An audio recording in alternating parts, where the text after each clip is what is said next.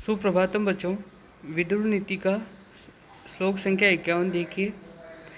एकः स्वादु न भुंजीत एकश्च अर्थान न चिंतयेत एको न गच्छेद अध्वानम न एकः सुप्तेषु जागृयात्। यहाँ पर एक व्यक्ति को क्या क्या नहीं करना चाहिए उसके बारे में विदुर जी कह रहे हैं कि एक अकेले व्यक्ति को, एक यानी अकेले व्यक्ति को स्वादिष्ट भोजन न भुंजित नहीं करना चाहिए।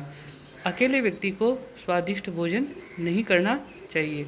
एकच है और अकेले व्यक्ति को अर्थान यानी किसी विषय का न चिंतित, किसी विषय का चिंतन या निश्चय नहीं करना चाहिए। आगे देखिए, एक है न और अकेले व्यक्ति को गच्छेत चलना चाहिए अध्वान मार्ग पर, रास्ते में अकेले व्यक्ति को भी यात्रा नहीं करनी चाहिए। एक है सुप्तेषु और सब लोगों के सो जाने पर एक अकेले व्यक्ति को न जागृयात, जागरण नहीं करना चाहिए, उसे भी सो जाना चाहिए। अन्वय देखिए इसका। एक है स्वादु न भुंजीत, अकेले व्यक्ति को स्वादिष्ट भोजन नहीं करना चाहिए। एकच अर्थान न चिंतित और अकेले व्यक्ति को अर्थान का तात्पर्य है यहाँ पर किसी विषय का अकेले व्यक्ति को चिंतन नहीं करना चाहिए, किसी विषय पर अकेले व्यक्ति को डिसीजन नहीं लेना चाहिए। एक अध्वानम न गच्छेत और अकेले व्यक्ति को रास्ते पर नहीं चलना चाहिए। एक सुप्तेषु न जागृत और अकेले व्यक्ति को बहुत से लोग सोए हो तो अकेले को नहीं जागना चाहिए। श्लोक 52 देखिए। एकम एव अद्वितीयम तद यद राजान अवबुद्ध से सत्यम स्वर्ग से सोपानम से नवरिव। यहाँ पर सत्य के बारे में बताया गया है कि सत्य की महिमा बताई गई है कि सत्य ही एकमात्र ऐसा सोपान है, ऐसा मार्ग है जो आपको स्वर्ग तक ले जा सकता है। तो स्वर्ग तक जाने का सिर्फ एक ही रास्ता है, सत्य। देखिए यहाँ पर एकम अर्थात एक, इव समान, अद्वितीयम एकमात्र, तद वह, यद जो, राजन राजा, यहाँ पर राजन धृतराष्ट्र के लिए आया है, न नहीं, अवबुद्ध से नहीं जानते हो, सत्यम सत्य, स्वर्गस्य स्वर्ग का, सोपानम साधन, पारावार बोलते हैं समुद्र को, पारावार से समुद्र का, नव नाव, इव समान। तो यहाँ कह रहे हैं अन्वय में देखिए, राजन हे धृतराष्ट्र, यत सत्यम जो सत्य है, तत् वही, नौ पारावार से इव जैसे नौ यानी नौका, जिस प्रकार नौका से पारावार को, समुद्र को पार किया जा सकता है, उसी तरह स्वर्गस्य एकम अद्वितीयम एव सोपानम, स्वर्ग का अद्वितीय एकमात्र सोपान मार्ग क्या है? सत्य है। जो ये सत्य है वह नाव से समुद्र को पार करने की तरह स्वर्ग का एकमात्र सोपान है। एतत् त्वम, इसे तुम न अवबुद्ध से नहीं जानते हो, इसे आप नहीं समझ सकते हो। अनुवाद देखिए कि हे राजन, जैसे समुद्र के पार जाने के लिए नौ पारावारस्य इव, समुद्र के पार जाने के लिए नाव ही एकमात्र साधन है, उसी प्रकार स्वर्ग के लिए सत्य ही एकमात्र सोपान है, एकमात्र साधन है स्वर्ग तक पहुंचने का, दूसरा नहीं। किंतु आप इसे समझ नहीं रहे हैं। तो इस संसार में यहाँ पर सत्य की महिमा बताई गई है और कहा गया है कि सत्य से बड़ा कोई तप नहीं है, सत्य का परित्याग नहीं करना चाहिए। महाभारत में कहा भी गया है कि यदि 1000 अश्वमेघ यज्ञ एक तरफ हो और सत्य एक तरफ हो तो तराजू का पलड़ा सत्य की ओर ही भारी रहेगा। महाभारत में ही आया है, देखिए सत्यमेव जयते नानृतम, सत्य की ही विजय होती है, झूठ की नहीं। तो ये सत्य की महिमा है इस श्लोक में। आगे देखिए श्लोक संख्या 53। एक क्षमावताम दोषो द्वितीयो न उपपद्यते यद एनम क्षमया युक्तम असक्तम मन्यते जनः। अब यहाँ पर पिछले श्लोक में तो सत्य की महिमा थी, अब आगे क्षमा, क्षमा की महिमा है कि क्षमा जो होती है वो कितना बड़ा गुण होता है मनुष्य के लिए। करें शब्दार्थ में देखिए, एक है एक, क्षमावताम, क्षमा करने वाले लोगों का, क्षमाशील लोगों का, दोष है दोष है, द्वितीयम न, दूसरा नहीं, क्षमा करने वाले लोगों में एक दोष है, दूसरा नहीं, उपपद्यते नहीं माना जाता है। यत जो एनम, इस क्षमया, क्षमा से युक्तम युक्त, असक्तम कमजोर मन्यते समझता है जन संसार। कहने का मतलब क्षमाशील लोगों का इस संसार में सिर्फ एक ही दोष लोग मानते हैं। क्या मानते हैं? दूसरा कोई दोष नहीं है, एक दोष क्या मानते हैं लोग कि उस व्यक्ति को, क्षमा करने वाले व्यक्ति को लोग कमज़ोर समझते हैं कि ये तो कमज़ोर है, जबकि ऐसा नहीं है। अन्वय देखिए, क्षमावताम एक दोष है द्वितीय न, क्षमाशील लोगों का एक ही दोष है, दूसरा नहीं माना जाता है। यत कि एनम क्षमया युक्तम, इस क्षमा युक्त क्षमाशील व्यक्ति जो है, क्षमाशील पुरुष को जनः लोग असक्तम मन्यते, कमजोर मानते हैं। अनुवाद देखिए, क्षमाशील पुरुषों का एक ही दोष का आरोप होता है, दूसरे की तो संभावना ही नहीं है। वह दोष ये है कि क्षमाशील मनुष्य को लोग असमर्थ, कमजोर समझ लेते हैं, जबकि विशेष में दिया हुआ है, जबकि होता क्या है, क्षमा वीरस्य भूषणम। हमारे शास्त्रों में कहा गया है क्षमा वीर का आभूषण होता है, कमजोर व्यक्ति का नहीं। तात्पर्य, क्षमा शक्तिशाली पुरुष का आभूषण है। हिंदी में भी एक सूक्ति है कि क्षमा बड़न को चाहिए छोटन को उत्पात। वास्तव में क्षमा एक महान गुण है जो हर किसी के बस की बात नहीं है। जो लोग क्षमा करने वाले को कायर, असमर्थ या कमज़ोर समझ लेते हैं, ये उनकी बहुत बड़ी भूल है। फिर श्लोक 54 में भी क्षमा की ही महिमा बताई हुई है। देखिए, सो अस्य दोषो न मंतव्ये, क्षमा ही परमं बलम, क्षमा गुणों ही असक्ता नाम भूषणम क्षमा। स वह, अस्य इसका, दोषो न, दोष नहीं है, मंतव्य मानना चाहिए। यानी आपने जो देखा कि कमज़ोर उसको असमर्थ मान लिया जाता है, ये उसका दोष है, ऐसा वास्तव में नहीं है। क्या है वास्तव में? ही सचमुच परमम, सबसे बड़ा बलम है, सबसे बड़ा बल है। क्षमा सबसे बड़ा बल है, परमम बलम सबसे बड़ा बल है। क्षमा गुण, गुण ही वास्तव में असक्ता नाम गुणम, दुर्बलों का गुण है, और सक्ता नाम सबलों का भूषणम, आभूषण है, बलशालियों का आभूषण है। अन्वय देखिए, स अस्य दोष न मंतव्य, वह इसका दोष नहीं मानना चाहिए। वह कौन सा? जो पिछले श्लोक में हमने पढ़ा कि क्षमा जो होता है करने वाले व्यक्ति को असमर्थ या कमज़ोर समझ लिया जाता है, जबकि वो उसका दोष नहीं है। एक ही दोष मानते हैं लोग, उसे भी नहीं मानना चाहिए, क्योंकि क्षमा परमम बल है। सचमुच में, वास्तव में क्षमा सबसे बड़ा बल है।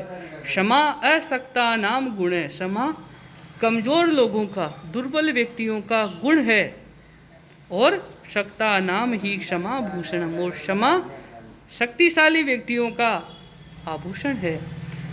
अनुवाद देखिए, क्षमाशील पुरुष का वह दोष नहीं मानना चाहिए जो हमने पिछले श्लोक में देखा, क्योंकि क्षमा अपने आप में बहुत बड़ा बल है।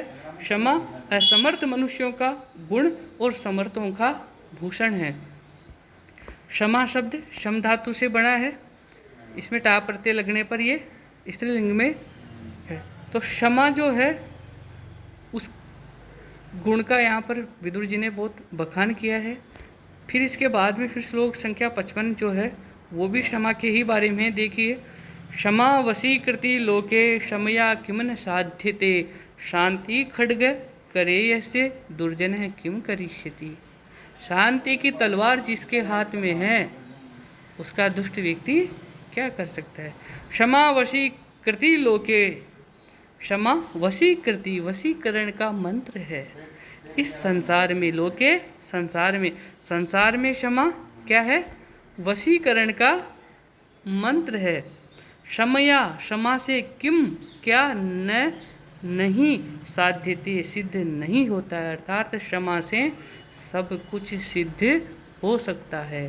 शांति खड्ग, शांति की तलवार, करे यसे जिसके हाथ में हो, दुर्जन दुष्ट व्यक्ति किम क्या करिष्यति, उसका क्या कर सकता है। अन्वय देखिए, क्षमा लोके वशीकृति समया किम न साध्यते। क्षमा संसार में वशीकरण का मंत्र है। लोगों को वश में करना हो तो सबसे बड़ा मंत्र क्या बताया गया है? क्षमा करना। तो इस जगत में क्षमा वशीकरण रूप है। क्षमया किम न साध्यते, भला क्षमा से क्या नहीं सिद्ध होता। यसे करे जिसके हाथ में शांति खड्ग, शांति रूपी तलवार है, तस्य उस व्यक्ति का दुर्जन किम करिष्यति, दुष्ट पुरुष क्या कर लेंगे। तो क्षमा गुण में सब लोग क्षमा गुण से वश में हो जाते हैं। क्षमा का आशय माफी के अलावा धैर्य और सहनशीलता भी है। धैर्यशील व्यक्ति कभी अधीर नहीं होता है, न वह जल्दबाजी करता है। जल्दबाजी से काम बिगड़ जाते हैं, तभी तो कहते हैं कि जल्दी का काम शैतान का होता है। सहनशीलता भी एक ऐसा गुण है जो सभी में पाया जाता है। जो सहनशील नहीं होते वे शीघ्र ही आपत्तियों के चंगुल में फंस जाते हैं। श्लोक के उत्तरार्ध में सटीक बात की गई है कि शांति रूपी तलवार धारण करने वाले व्यक्ति का, सहनशील व्यक्ति का दुष्ट लोग कुछ नहीं बिगाड़ सकते। श्लोक संख्या 56 देखिए, अतृणे पतितो वहनी स्वयमेव उपसाम्यति अक्षमावान परम दोषेरात्मानं चैव योजयेत। अतृणे, अतृणे तृण रहित स्थान पर, पतित गिरी हुई वहनी अग्नि स्वयमेव उपसाम्यति, अपने आप बुझ जाती है।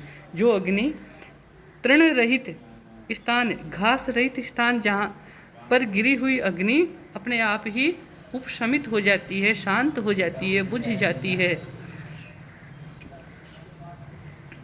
अक्षमावान, क्षमा रहित व्यक्ति, क्षमा रहित व्यक्ति परम, दूसरे को दोषों से आत्मानम और अपने आप को योजियते, युक्त कर देता है। तो अतृणे पतित वहनी स्वयमेव उपसाम्यति, तृण रहित स्थान पर गिरी हुई आग अपने आप बुझ जाती है। इसी प्रकार क्षमावान, अक्षमावान, क्षमा रहित पुरुष परम, दूसरे को और आत्मानम अपने आप को दोषई योजियेत, दोषों से जोड़ लेता है, अपने आप को और दूसरे को भी दोष का भागी बना लेता है।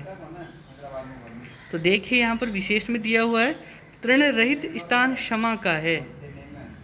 मतलब तृण रहित जो स्थान है वो क्या है? क्षमा। वहाँ यदि आग गिरेगी तो वो अग्नि अपने आप ही बुझ जाएगी। अगर कोई क्षमाशील व्यक्ति पर क्रोध करेगा तो वो क्रोध निष्फल हो जाएगा। किस प्रकार निष्फल हो जाएगा?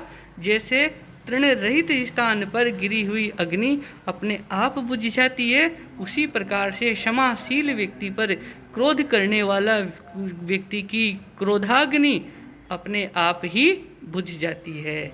वह किसी भी प्रकार की हानि नहीं कर पाएगा। इसके विपरीत जो व्यक्ति क्षमाहीन होता है, अधीर स्वभाव का होता है या सहनशील नहीं होता है, वह स्वयं के साथ साथ दूसरे को भी दोष देता है और उनको भी अपनी चपेट में ले लेता है। श्लोक संख्या 57 देखिए, एको धर्म परम श्रेय क्षमय एका शांतिरुत्तमाः विद्ये एका परमाः तृप्ति अहिंस एका सुखावह। एक है, एक धर्म है, धर्म परम श्रेय, परम कल्याणकारी है। एक धर्म जो है, एकमात्र धर्म है, वो है परम कल्याणकारी है। क्षमा और क्षमा एका, एकमात्र केवल शांति ही उत्तमा। उत्तम शांति है यहाँ पर धर्म, शांति, विद्या और अहिंसा, इन 4 चीज़ों के बारे में विदुर जी कह रहे हैं कि जो धर्म है वह धर्म कैसा है, परम कल्याणकारी है, परम कल्याण को प्रदान करने वाला है। क्षमा जो है वो सबसे बड़ी उत्तम शांति है। और विद्या एकमात्र परमा तृप्ति, सबसे बड़ी तृप्ति है, संतुष्टि है। एकमात्र अहिंसा, जो अहिंसा है एकमात्र ऐसी है जो सुख देने वाली है, सुखावहा, सुख देने वाली है। अन्वय देखिए, एक धर्म परम श्रेय, एकमात्र धर्म परम कल्याणकारी होता है। एका क्षमा उत्तमा शांति, एकमात्र क्षमा उत्तम शांति होती है। एका विद्या परमा तृप्ति, एकमात्र विद्या सबसे बड़ी तृप्ति, संतुष्टि होती है, सबसे बड़ी तृप्ति होती है।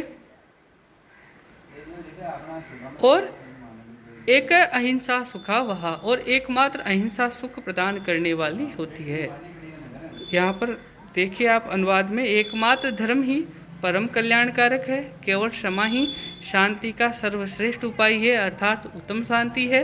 एकमात्र विद्या ही परम संतोष देने वाली है, परम तृप्ति को प्रदान करने वाली है, और एकमात्र अहिंसा ही सुख देने वाली है। तो इस संसार में मनुष्य इन 4 वस्तुओं के लिए निरंतर प्रयास करता है, या तो वह कल्याण चाहता है या शांति, या उसे संतोष चाहिए अथवा सुख। तो कल्याण के लिए एक ही रास्ता है धर्म, शांति के लिए एक ही उपाय है क्षमा, संतोष का एक ही रास्ता है विद्या, और सुख का एक ही उपाय है अहिंसा। इन 4 वस्तुओं कल्याण, शांति, संतोष और सुख के लिए वह हर तरह की चेष्टा करता है। तो यहाँ कवि की उक्ति है कि धर्म, क्षमा, विद्या और अहिंसा, इन 4 में उसे अपनी अभिलषित वस्तु प्राप्त हो सकती है। अतः प्राणी को इन 4 को प्राप्त करने का प्रयास करना चाहिए। इसके बाद हम 58 श्लोक से आगे के श्लोक अगले वीडियो में पढ़ेंगे। धन्यवाद।